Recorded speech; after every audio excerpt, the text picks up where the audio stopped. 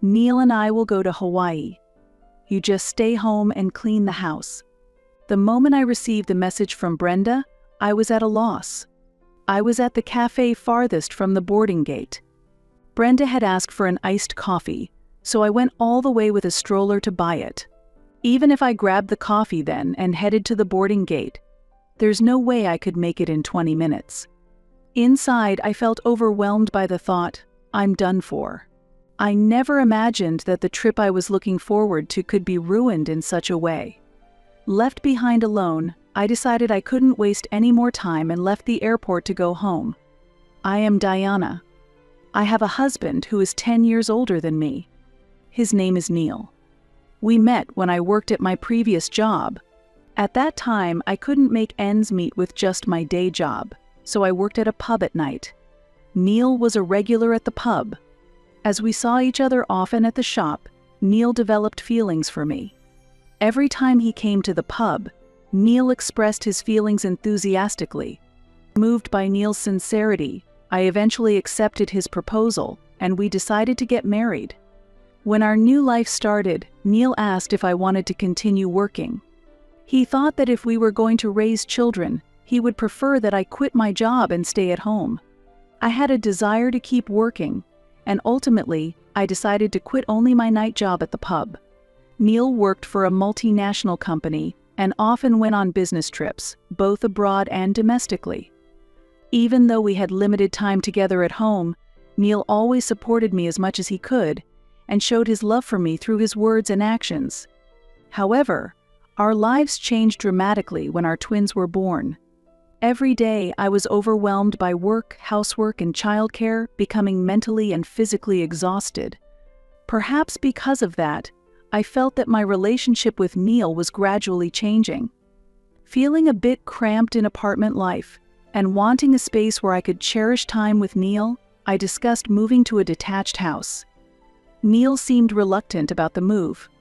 However, the move turned out to be a fresh start for us as a couple, and I felt like we had regained the warm relationship we once had.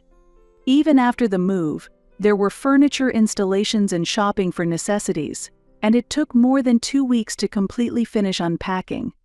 Just then, as if timed, Neil's parents came to our house without any prior notice. I had been a bit troubled by my relationship with Neil's parents even before we got married. My mother-in-law, Brenda, often interrupts others and only says what she wants to say. On the other hand, my father-in-law, Billy, seems to have no will of his own and always does what Brenda says. Such in-laws went around looking at every room in the house without any restraint. What a lovely house. It's spacious and relaxing. After seeing every room, the two of them seemed satisfied and left immediately. Although I was a bit puzzled by the sudden visit and quick departure of my in-laws, I didn't particularly mind it. The next weekend, they came to our house again, this time with luggage, as if they were going on a trip for several weeks. Then, Brenda suddenly said something completely unexpected. "From today, we will also be staying here." "What's going on?" "I haven't heard anything about this. We're going to live here together." It was far too sudden and presumptuous. Then, as if it were their own room, they cleared out all the stuff in the children's room, put their things there, and completely took over it. I had thought that Neil would certainly address his parents' behavior. When Neil came home, I tried to tell him what happened, but he just had a brief talk with his parents and didn't take the kind of action I was hoping for. Furthermore, Neil suddenly moved his belongings to the room next to the living room and said he would be sleeping there from then on. I wanted Neil to tell his parents to leave. Since living together, it was a mystery how his parents spent their days. They did not help with childcare or housework, and the room was messier with them around. Life in the apartment would have been better than this.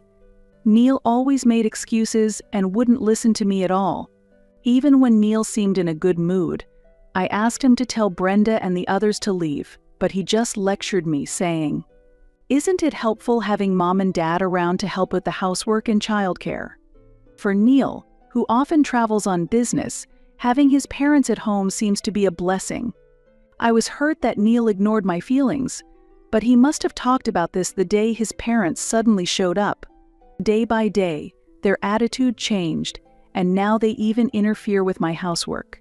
Their tyranny didn't stop there. Taking advantage of living on their pensions, they behaved very arrogantly. When quiet Billy, riding on nagging Brenda's coattails, asked for an allowance, I was utterly speechless. It was when Neil came home in an unusually good mood. I'm going to be honored at work next time. Isn't that great? My achievements have been recognized. I guess I really am a capable man. With the added burden of dealing with his parents on top of housework and childcare, I couldn't genuinely rejoice at my husband's splendid news. But as I heard more, my spirits quickly lifted. The award ceremony is in Hawaii. The whole family's invited, and the company's paying for the flights. It had been since our honeymoon that we last went to Hawaii. It had been a long time since we traveled, and it might be the first time since we had kids. I was excited about the family trip, but that feeling was quickly dampened. It's wonderful that Neil is being recognized, especially in Hawaii. All my effort paid off. You are invited too, Mom, Dad. If you pay your travel expenses, you can come along. Really? It's such a rare opportunity, it would be nice to go together. You're going too, right, Diana? I sensed an ulterior motive in Brenda's tone. Since the family was invited, there was no reason for us not to go. I wished Neil would have politely rejected them from coming, but since he mentioned it, I had no choice but to endure. It will certainly be nice for us to go together. I want to see Neil being honored too. How much will the additional cost be? Diana, you get to go for free thanks to Neil. Maybe you should show your gratitude to your mother-in-law and pay for her travel expenses instead. Brenda said something quite nonsensical. Why should I have to pay for your travel expenses? After all, Neil was born because of me, wasn't he? I thought it was cheeky for her to say that when we take care of the family's daily expenses, but Neil seemed to agree with her. I was far from convinced, but I thought arguing further would only make things worse, so I reluctantly agreed to cover her travel expenses. We were to stay in Hawaii for a week. Apart from the day of Neil's award ceremony, it seemed we could do as we pleased. Despite Brenda's trickery, I was eagerly looking forward to the trip to Hawaii. On the long-awaited day, when we were heading to the airport, I struggled to keep up with my in-laws' pace, and was left behind several times. It was challenging to match their speed while pushing the twin stroller. I thought they were light-footed because they were happy about going to Hawaii. We had left home with plenty of time, so there was quite some time until departure. Exhausted from rushing, I sat down on a chair to rest. Then, Brenda sat next to me and started talking. It looks like we still have some time before departure. Don't you feel like having an iced coffee? Now. Can't we just order it on the plane? I want it now. Diana, could you go buy it? While it was troublesome, I thought I had to obey, or she might take it out on me in Hawaii. I didn't want to be swayed by Brenda's mood even in Hawaii, so reluctantly, I got up to buy the iced coffee. Brenda held all the plane tickets, and only she knew the boarding time. Feeling anxious, I checked the boarding time and saw we had more than an hour left. The departure board also showed the time for the flight to Hawaii, which cleared some of my doubts about Brenda's claim. The cafe Brenda had chosen was the furthest from the boarding gate. Many people were waiting in line to buy coffee in front of the cafe. Although we had more than an hour to spare, check-in time was approaching, and I was anxious to get back quickly. Just a little before it was my turn, I received a call from Brenda. The store is busy, and it's almost my turn. Will we make it to check in? I see. We can get it on the plane, so don't buy the iced coffee after all. What? You don't want the iced coffee? There's no need anymore because it's departure time. Neil and I are heading to Hawaii. You just stay home and clean the house. With that, the call ended. When I checked the time on the departure board, I saw a flight to Hawaii about to leave. The time I had been given was actually for a later flight. Unable to give up, I skipped ordering and ran towards the boarding gate. However, as I had to push the stroller, there was no way I could make it in 20 minutes. Inside, I felt overwhelmed by the thought, I'm done for. By the time I arrived, the boarding gate had already closed, and the plane was about to depart. Standing there, watching the plane, I felt a complex mix of emotions about the inexplicable situation.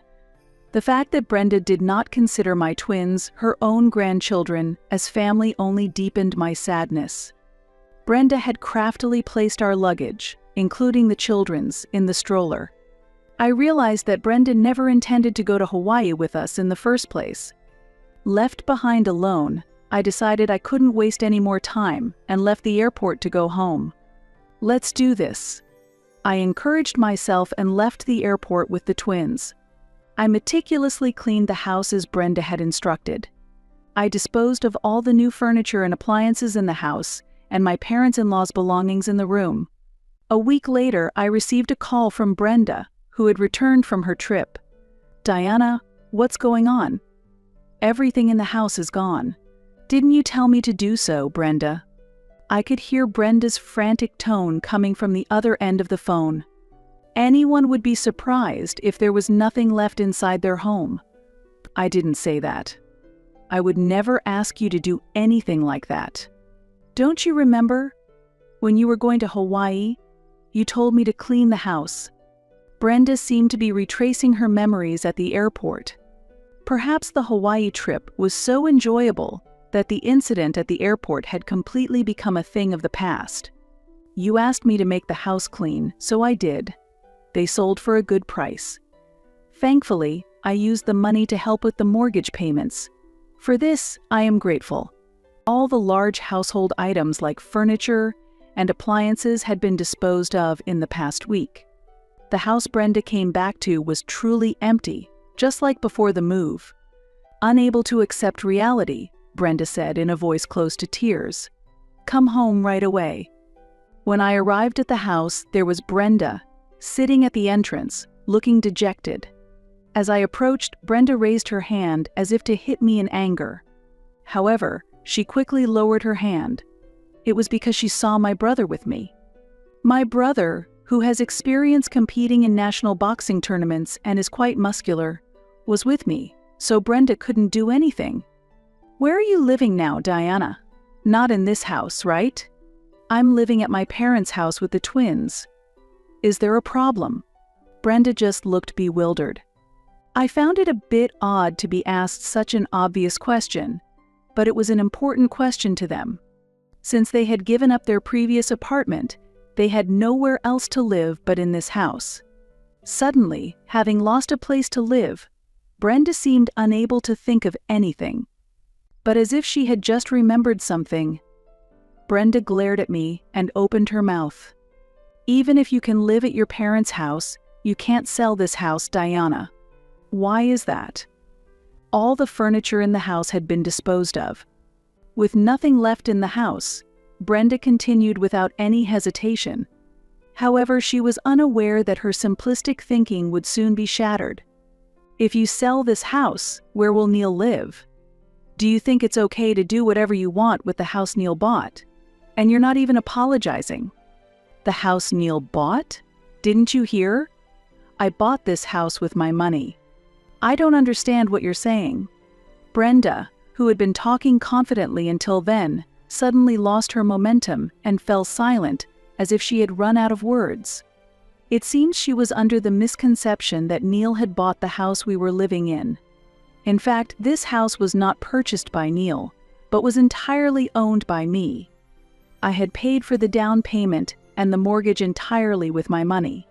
Especially since the children were still young and living expenses were not too high, I managed to make ends meet. Since my in-laws moved into this house, living expenses and costs increased, and without any contribution from their pensions to the household, it gradually became a financial burden. Neil is the breadwinner of the house, isn't he? He must have been supporting the household. I don't know what kind of breadwinner you're imagining, but this house is in my name. Also, I managed all the living expenses with my salary alone. Neil didn't pay for anything. We both had jobs, so we kept our finances separate. I managed well, so I never had to take money from Neil. I don't even know how much Neil's salary was. It was just Brenda's unfounded assumption. Neil is the father of your children. Right. Just because he's their father, does that mean he has to own the house or cover living expenses? I hadn't come to see her reluctantly just to have this conversation. There was something important that had not yet been communicated. Would my in-laws, who were only worried about their own living situation, be able to accept what I was about to say? Brenda, please listen carefully. I intend to let go of this house. What? Does Neil know about this? Know about it? It was Neil who suggested it. Brenda seemed completely unable to keep up with the conversation. Even I couldn't understand immediately when Neil explained it to me. It seems Neil didn't plan to live in this house. Maybe he won't be coming back here for a while. Explain properly. I only heard about it yesterday, but he's going to live in Hawaii with his new girlfriend. I thought he had told you too. They looked at each other in surprise, suddenly remembering the trip to Hawaii. There was a woman Neil had been unusually friendly with during the trip. At first, I thought she was just a close friend, and I didn't suspect anything, but it turned out they were more intimately involved than that. Seeing the two of them, uninformed by Neil, was pitiful, and I felt a desire to help them. I couldn't abandon them who were unable to ask for help and just stood there in shock. My brother works in housing support. Until you find a place to live, why don't you both rely on him if needed? Shut up. I won't be looked after by your family. I wanted to help them in some way, but my intentions did not reach them, and it seemed to have the opposite effect. After that, they silently dragged their large luggage and started walking away somewhere. 2 weeks passed, and I finally managed to get in touch with Neil, who was living in Hawaii. We calmly discussed and finalized the details for our divorce. Neither Neil nor I said it aloud, but somewhere in our hearts, we felt that divorce was inevitable. If there was mutual agreement for the divorce, it was possible to proceed with the divorce proceedings, even though Neil had moved to Hawaii. A month later, the divorce was officially finalized. About 10 days after I said goodbye to Brenda and Billy in front of the house, my brother, who knows someone at the municipal office, told me that they had come to ask for help. It seems they had been living in a hotel relying on their small pension, but with overlapping stay costs and daily expenses, their spending escalated quickly, and apparently, their pension for the month was depleted in just 10 days. Unable to endure their hopeless situation, they eventually went to the municipal office to apply for welfare assistance. However, just completing the paperwork at the municipal office did not immediately solve their problems. To receive welfare assistance, an address is required, but they could not proceed with the procedures without one. Brenda and Billy will likely have to stay in a facility for people in financial hardship for some time. Despite being in need themselves, I heard they continued to behave dismissively towards others, causing friction with those around them. As for me, having finally settled down, I was beginning to regain a peaceful life, looking after my twins at my parents' house. It was regrettable to have to let go of the new house I had just bought. Nevertheless, there was some unexpected good fortune. Many of the furniture and appliances were new and were sold at relatively high prices. In addition, I was able to pay off the mortgage with the money from selling the house. Of course, there were feelings of regret, and I couldn't deny that I felt the loss of what I had was significant. However, as time passed, I realized that selling the house was the best decision for both myself and my family. I continued my day job, so I didn't have to struggle financially. Living at my parents' home also provided significant support, allowing me to balance childcare and work. Though they were my own parents, I felt a bit guilty for imposing on them. At that time, a man proposed a relationship with marriage in mind. He was a major client at my company. Still haunted by thoughts of Neil, I had to be cautious about this new relationship. However, as a business contact, It was relatively easy to gather information about his income and living conditions, which allowed me to take the relationship at my own pace. As I spent more time with him, my children also naturally began to warm up to him, and I could feel his affectionate behavior. It reassured me to see him being loving, not only towards me but also towards my children, reaffirming that we could walk through life together. Above all, the birth of a new baby sister to the twins convinced me that our family would become even more lively and happy. As a new, happy life begins, I plan to continue discussing various things and walking together with him.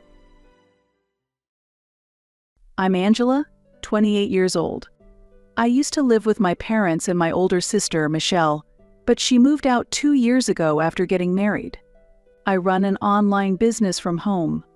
My interest in app development began in middle school when my grandfather gifted me a computer on my birthday, which led to great success. However, my beloved grandfather passed away 3 years ago. He had lived with us and was my only confidant. After his death, I've become more reclusive. My parents work during the day, and I work alone in silence. They don't understand my work, seeing me only as a shut-in playing games. Michelle has always looked down on me too. My motivation in computers was largely due to being neglected by my family. My parents always favored Michelle, paying little attention to me. I grew up enduring this, while my grandparents were the only ones who showed me love and spent most of their time with me. On my 14th birthday, my grandparents gifted me a computer, leading to my current career. I've never received a birthday gift from my parents. Now, with both of my grandparents gone, my room is the only place for me in this house. Still, I don't truly hate my parents, who gave birth to me and raised me, so I try to help around the house as much as possible. On a Sunday morning, "Angela, is breakfast ready?" My mother suddenly asks after opening my room's door past 9 a.m. Yes, it's on the table ready to be eaten. Since my grandfather's death, I've taken over the household chores. My parents think it's natural for me since I'm always playing games. I prepare all meals and handle cleaning, laundry, and shopping. Oh, did you see your dad?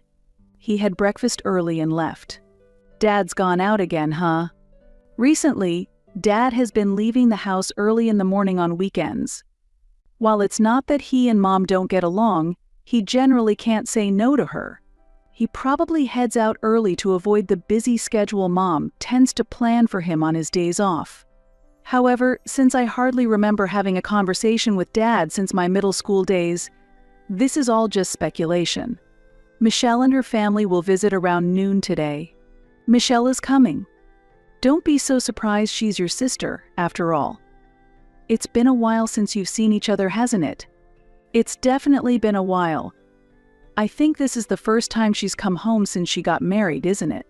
Although my sister got married 2 years ago and has gone out to eat with Dad and Mom, she hasn't visited our home until now. When she was pregnant, she didn't come home, and our parents went to see her. Is there something important going on? I guess she wouldn't come without a good reason. Yeah, she mentioned she has something to talk about. She is coming home after such a long time, so make sure to prepare a nice lunch. Right? I got it. Despite my eagerness to meet my nephew, I feel uneasy due to Michelle's past coldness towards me. Realizing I hadn't received this month's grocery money yet, I asked, "Mom, can I get this month's food money? I'm about to go shopping. Didn't you get it from your father? He told me to get it from you. I don't have any money on me. Last month, I only received $50. I need the full amount this month. No, here's $30. She slams the money on the table. If you worked properly, this wouldn't happen. How long will you play around? I've told you I am working. I don't want to hear excuses. You're just playing games for pocket money. Don't talk about working when you can't live on your own. That's not true. Enough. I've given you some money. Get the rest from your father." With that, she stormed out as she slammed the door. After letting out a deep sigh, I returned to my work. Once I reached a good stopping point, I headed out to do some shopping. With an uneasy feeling lingering, I rushed to finish my shopping by early afternoon, as I had heard that my sister would be arriving around that time. After I returned home, I started cooking immediately while my mother watched the TV to relax. My father returned just before noon, and soon, the doorbell rang on schedule. "Glad you could come, Michelle. Come in quickly." My mother's cheerful voice is audible. I'm back. It feels nostalgic returning to this house after so long. "Welcome back, Michelle. It's been a while." "Oh, Angela, you're still here." Seeing Michelle for the first time in a long time, she was dressed in designer brands from head to toe, with heavier makeup. Her triumphant smile directed at me hadn't changed at all. "I'm so tired," Michelle exclaimed as she flopped down onto the sofa. As I looked for my nephew, I saw my mother holding him. His surprised and wide-eyed expression as he looked around was adorable. "What are you looking at? Hurry up and get lunch ready," my mother said coldly, noticing me looking at my nephew. "Mom, are you still making Angela do all the housework?" Michelle asked in a mockingly curious tone. "Of course. She just holes up in her room playing games all day, so she might as well be useful." "That's true. She costs money just by being here." My mother and Michelle continued their conversation cheerfully. I tried to engage Michelle in normal conversation by asking about her married life. "How's married life, Michelle?" "It must be tough with childcare and housework." I carefully chose my words to speak to Michelle. "I don't do any housework. I absolutely hate the idea of bustling about with household chores to do every day like you do." "What do you mean?" "We have a housekeeper. So I don't have to do anything." I remembered that Michelle's husband is a doctor. When their marriage was decided, my mother and Michelle were overjoyed about her marrying into money. Wow, having a housekeeper must be nice. "Is your husband busy with work?" "Yes, he is. He's hardly at home even on his days off because of emergency calls." Considering my relationship with Michelle, this was a decent conversation. However, Michelle seemed unsatisfied and stopped me as I went to finish preparing the meal. "You have such an easy life. Do you realize how much our parents struggle?" "What? You're still lying about working, aren't you? At your age, you should realize that because you're not independent, Mom has to work." "Well, I've told you and Mom many times, but I do work from home and earn enough. You don't need to worry. If that's true, then move out and live on your own. You say you're earning, but it's probably just pocket money, right? You say that because you've never really struggled." Like our mother, Michelle didn't believe I was actually working and thought I was just living off my parents without the means to be independent. I stay in this house because it belonged to Grandpa and Grandma. It's filled with precious memories for me. I can't believe you're squatting here for that reason. If it were me, I wouldn't want to stay in such an old house. The house is old but has been renovated for accessibility for my grandfather, and the kitchen and bathroom have been remodeled. The appliances have also been gradually replaced with newer ones, so I don't feel inconvenienced. Although our grandparents loved Michelle just as much, she probably felt bothered by their remarks and attitudes, hence she has no attachment to this house. I think the best thing for someone like me was to marry into wealth, but that's impossible for you." My mother snickered at Michelle's words. "You can't get married, you can't show your parents our grandchild's face, and you don't even try to live on your own. You're really useless." "I don't think marriage is everything. I live on the money I earn myself, and I'm fine with that." "Stop saying that, and quit lying already. Dad, Mom, and I are all tired of your lies." Just then, my nephew started crying, and my mother glared at me. I fled her gaze and went back to the kitchen to silently continue preparing lunch. Frustrated, I concluded that explaining anything further to Michelle and our mother would be futile. Despite her criticisms, Michelle ate everything I had prepared. I had heard that Michelle had something important to discuss that day, but she left in the evening without mentioning anything. However, I noticed something concerning about Michelle's behavior. She was checking various parts of the house like the upstairs rooms, the bathroom, and the kitchen. We had been gradually remodeling since Michelle moved out, and her detailed inspections felt ominous. But she left without any issues that day, and I wondered when we would meet next. The next morning, while I was preparing breakfast, my mother suddenly spoke up. "Make sure the house is tidy by next Sunday and prepare dinner well. Michelle, Dylan, and the kids are coming." "Next week?" "They just came yesterday." "What are they coming for? And why is her husband coming too?" I bombarded my mother with questions in surprise. "It's nothing to be so surprised about. They're family. Michelle said they have something important to discuss. There's something for you too, so keep your schedule free. I'm just happy I'll see the kids again. What could it possibly be about?" I was filled with anxiety. Michelle hadn't shown her face since getting married, and now suddenly she decided to come again next week after visiting recently, this time with her husband. It all felt very strange. I pondered Michelle's intentions but couldn't come up with anything.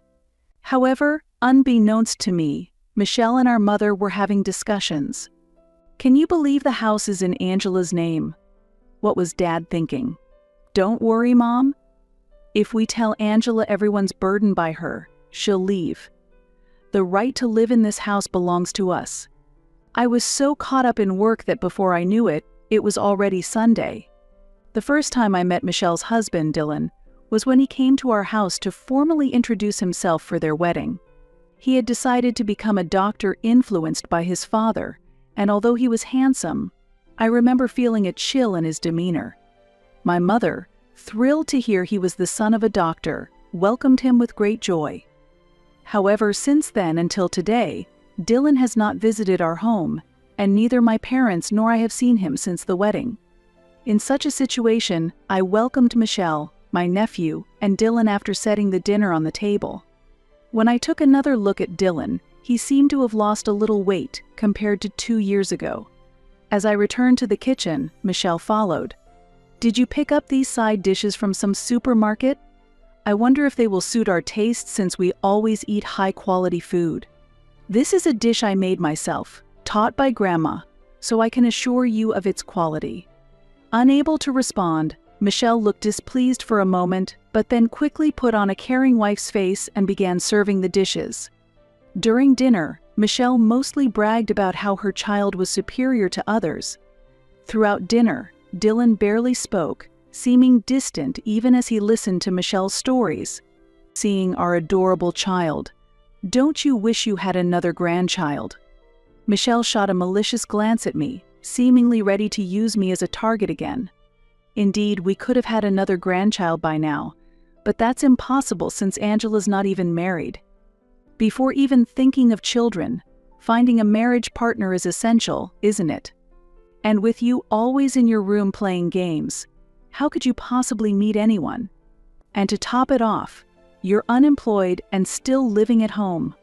After enduring such harsh insults, I had finished my meal and was about to leave the table when my mother spoke to me in a voice filled with anger. "Planning to leave the table by yourself?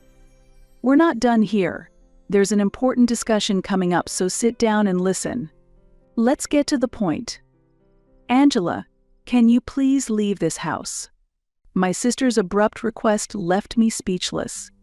"Just try living on your own for once. Both Dad and Mom are at their limit living with you. If things continue this way, you won't change." It almost sounded like she was saying it was for my own good that I should move out and live on my own, as if she was reluctantly advising me. "You really should realize how much of a disappointment you are. Learning to earn enough to live on your own and understanding the harshness of society would do you some good." "Wait, Mom. How many times do I have to say I'm working and earning my own money? When will you understand?" My hands trembled with anger as I spoke, frustrated that they never listened. "Just because you make a little money from your hobbies doesn't mean you're earning a living. No, I earn enough every month to pay for my own expenses. Plus, I paid for all the renovations in this house. I funded the renovations after our grandfather's death with the money I had saved from my job. My parents were aware of this, because they hadn't made any of the payments. You think you're something, don't you? That money was Grandpa's, wasn't it? What? Did you think I didn't know? You received money from Grandpa before he passed away. Grandfather had indeed given me a bank book shortly before he died, which was the result of my grandparents saving up, worried about my future due to the neglect from my parents. They must have thought it would come in handy someday. What do you mean? How do you know about that? I had immediately stored the bank book in a drawer in my room and hadn't told a soul about it. It's obvious because I saw it in your drawer. I found it right away. But where did you hide the cash card? I couldn't withdraw the money. How could you do something like that? That's despicable. I was stunned and deeply shocked. Those two were always nicer to you.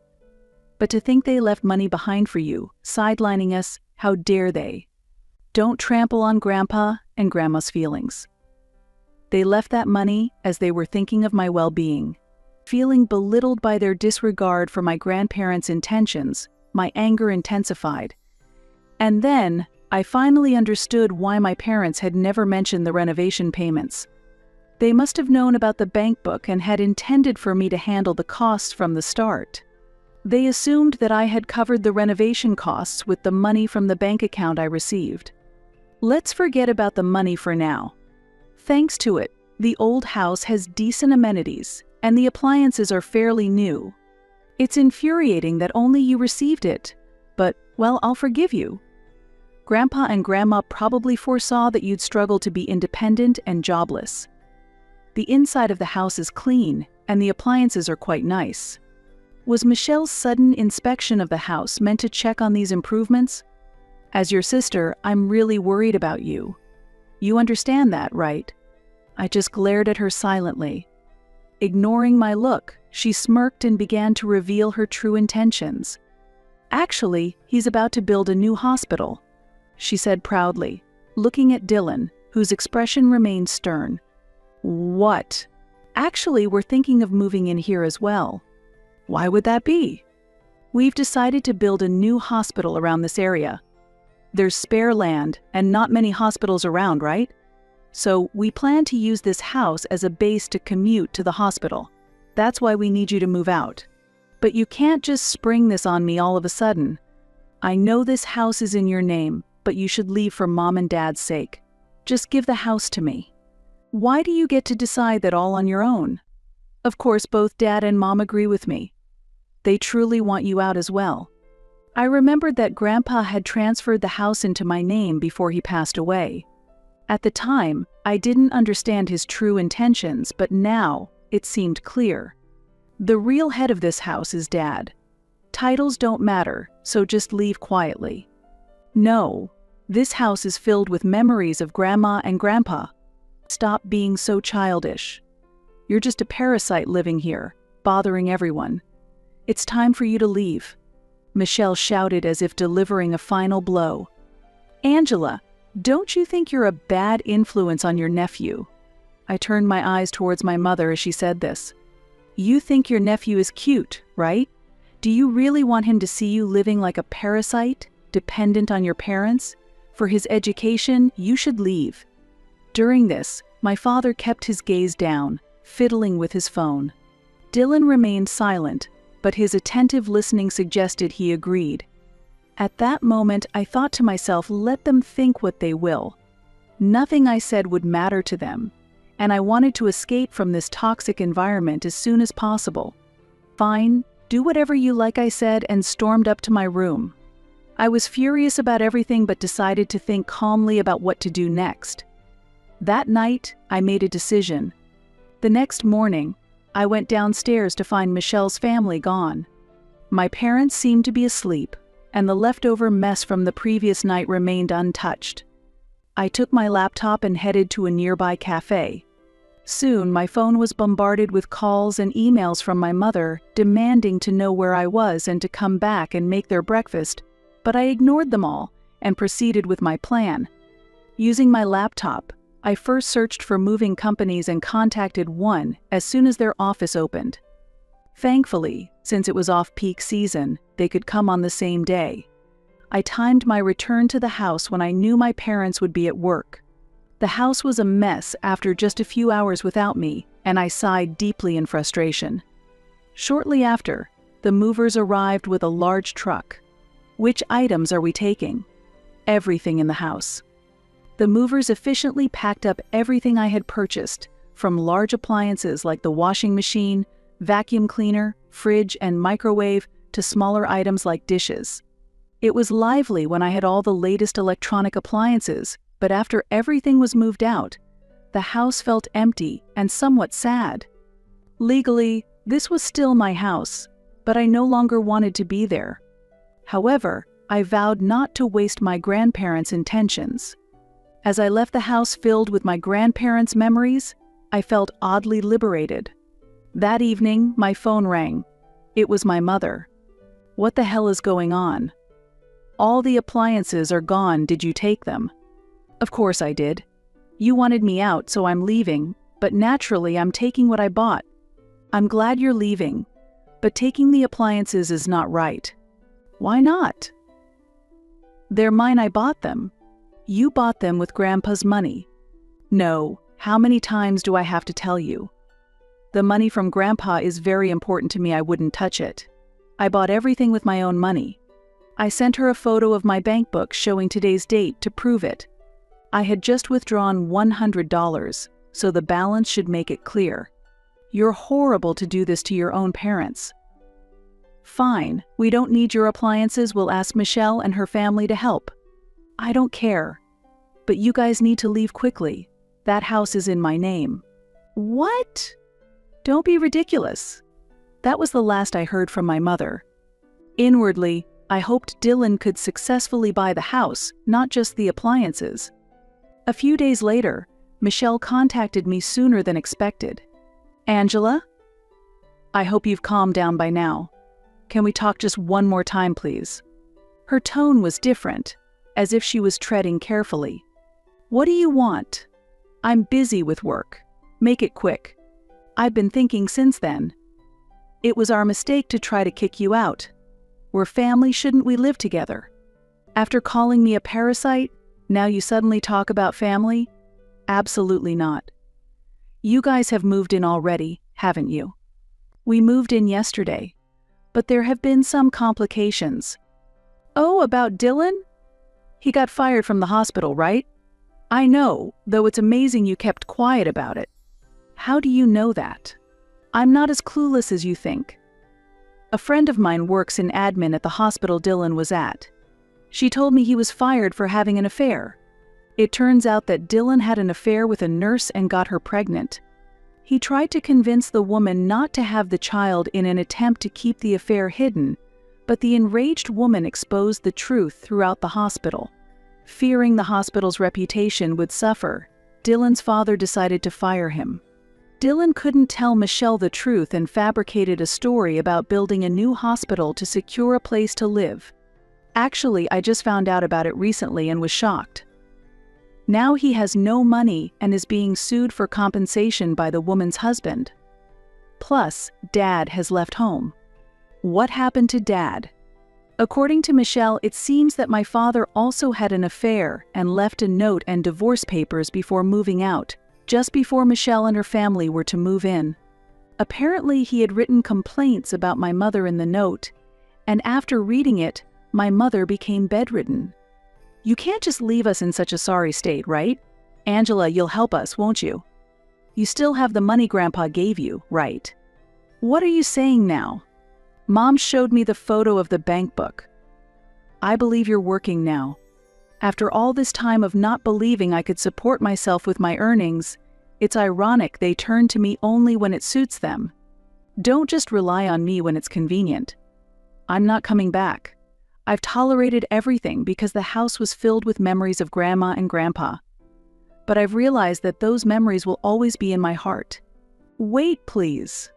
I have no good memories with Dad, Mom, or you, so asking for my help now only troubles me. Oh, and make sure you move out soon. That house is in my name. Yes, I had been enduring all along. Saying all this out loud made my heart feel lighter, and I was convinced that I could now find happiness, Please, Angela, you're going to abandon your family like this. After that, I didn't respond to any calls or messages from my mother or Michelle.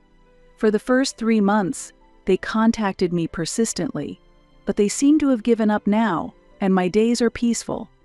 I heard that the couple opened a hospital with borrowed money, but it attracts no patients, likely because Dylan's affair partner has spread bad rumors. My mother developed depression from the shock of my father leaving and is currently hospitalized. When I decided to move out of that house, I also resolved to sell it, and I went through with it. Seeing the notice of sale, Michelle and her family had no choice but to move to a nearby apartment. Burdened with debt and with no patience, there's not much they can do. It's none of my concern anymore. However, I do hope my nephew finds happiness, as he is innocent in all this. As for me, my work is going well, and I'm expanding my business. Grateful to my grandparents, I hope to one day find a home where I truly belong.